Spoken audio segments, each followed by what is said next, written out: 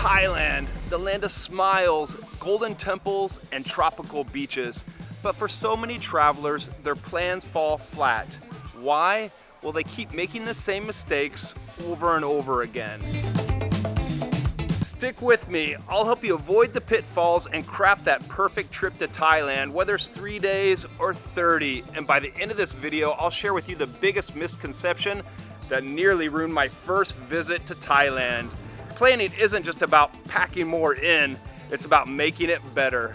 Let's dive in. The first option, what I like to call the 3-day blitz. It'd be a mistake to spend all your time in Bangkok just on Khao San Road and at the Grand Palace.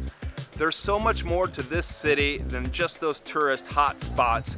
So what you do on the first day, go to those temples you want to see, but what I recommend is maybe some more less popular temples like Wat Dairun. I know it's popular, but not as popular as the Grand Palace. Wat Saket, the Golden Temple, and Wat Pho with the reclining Buddha. Another day, take a day trip up to Ayutthaya. Its ancient ruins tell a story of a once grand kingdom.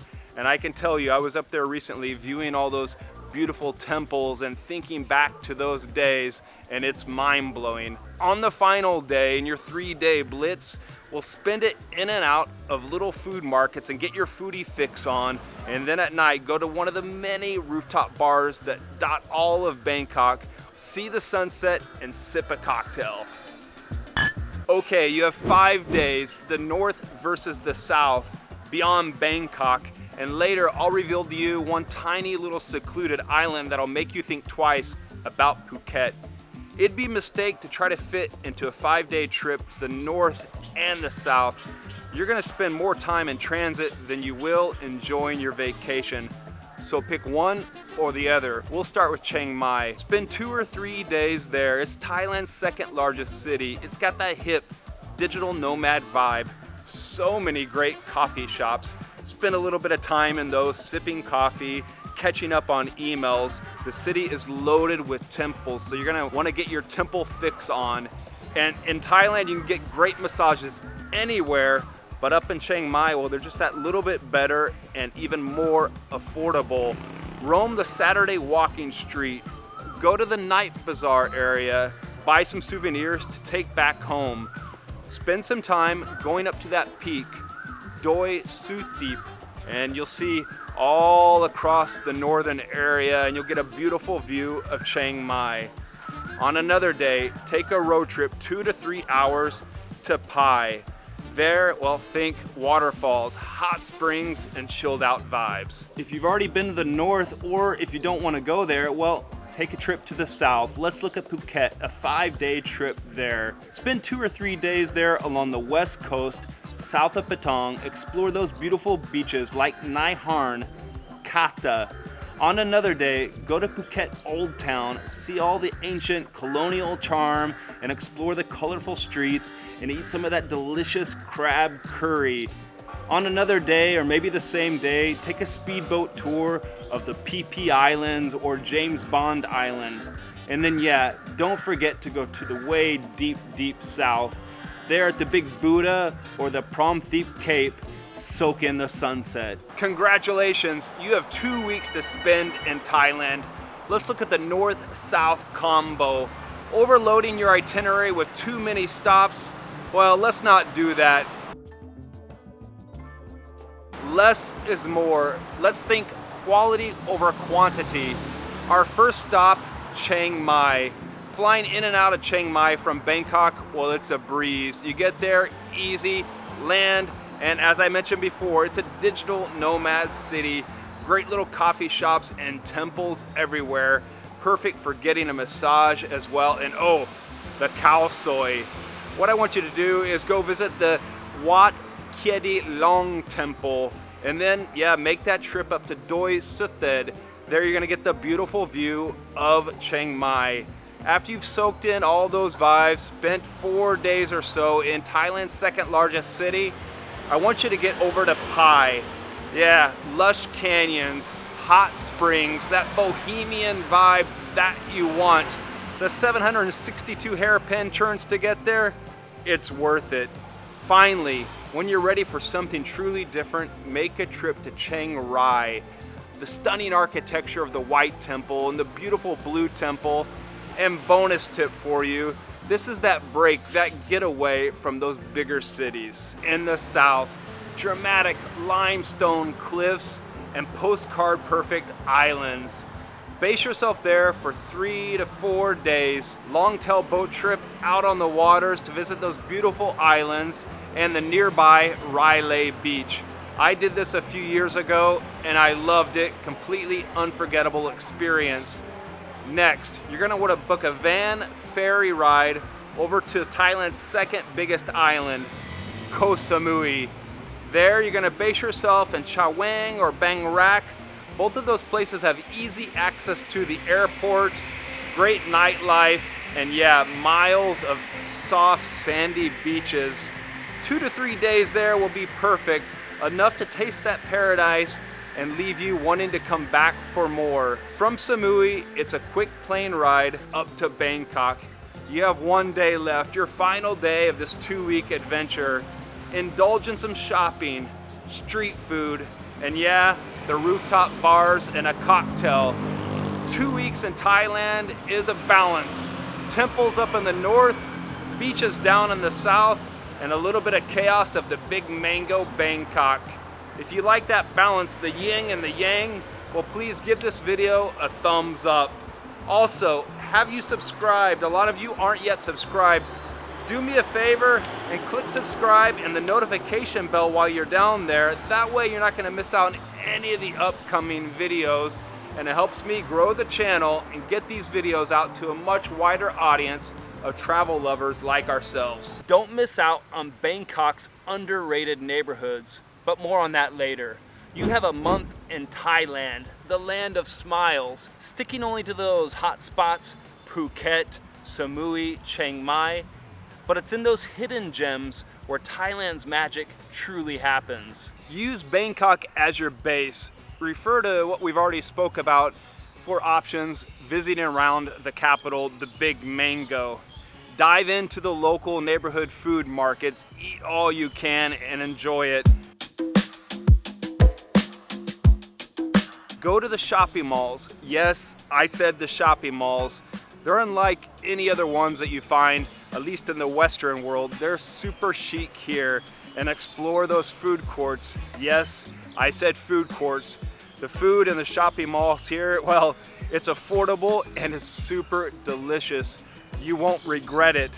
Next, remember when I spoke about those underrated neighborhoods? Or maybe they're properly rated. The neighborhoods I like are on the Sukhumvit line. Krongpong, Thong Lo, Ekamai. Go around Thong Lo.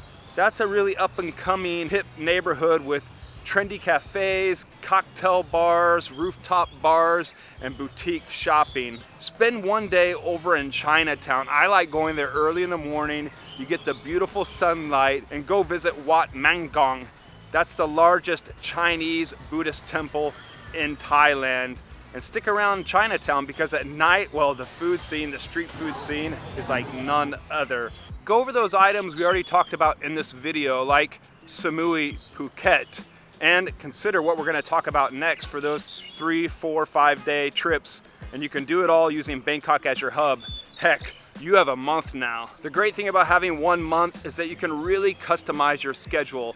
One recommendation I have for you is head up to the northeast, Isan. It's about a 2 or 3 hour flight from the old Dong Muang airport here in Bangkok.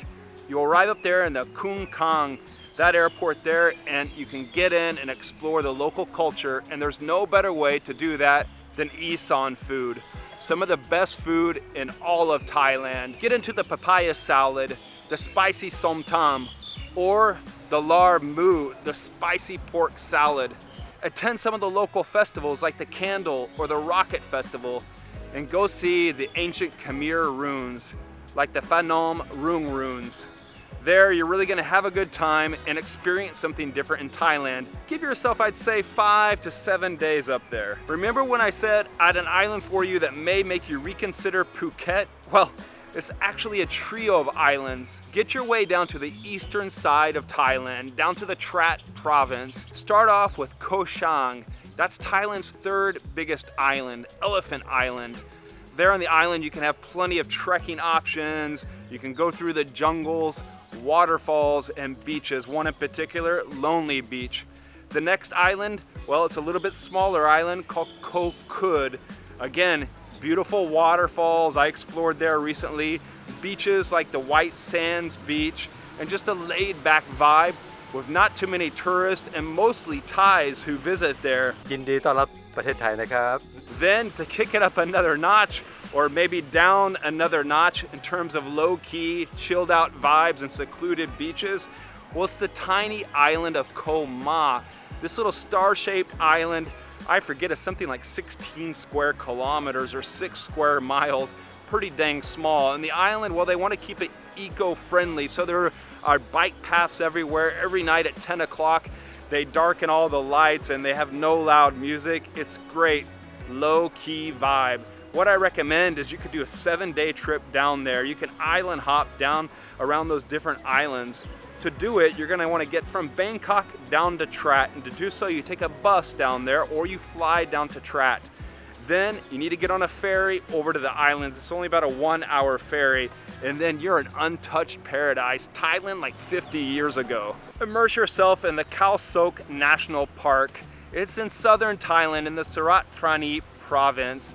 It's renowned for its beautiful karst limestone mountains, its rainforest, one of the oldest rainforests in the entire world, and that lake, the Chao Lang Lake.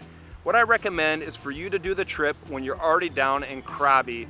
From there, with a local tour operator, you can arrange a van ride about 2 to 3 hours, and then the boat with the transfer, and you get there. I recommend you stay on the Chao Lang Lake in one of those floating bungalows. You're gonna love it because this is a nature lovers and adventure seekers paradise down there. Schedule a jungle tour or an early morning sunrise boat tour and see those beautiful limestone mountains shrouded in mist. A lot of this information you're gonna find packed into my e-guides. I have a Samui e-travel guide and a Bangkok travel guide as well. And I just released Thailand Untapped, jammed with information, detailed itineraries, packing tips, and food recommendations. You can download them, have them in your pocket, offline, on your phone for when you're traveling around the land of smiles, Thailand. And you get them for free as well when you sign up for my Patreon account. Yeah, I have a Patreon account now. You can get exclusive behind the scenes information there, early bird viewing on my videos. There's a link to sign up down in the description. Now it's your turn. You tell me, what's on your Thailand bucket list? Or if you've been here before, what's one mistake you wish you could fix? You know, most people think Thailand is just beaches, parties, and pad Thai. But the truth is, it's so much more when you just dive in and explore. Thailand isn't about doing it all, it's about doing it right. And trust me, when you do, you'll keep coming back for more. I want you to arrive here and avoid all the chaos and all the fuss. When you're flying to Thailand, you're likely going to be arriving at the Bangkok Suvarnabhumi Airport, which is why I made a complete airport video guide. Watch it here next.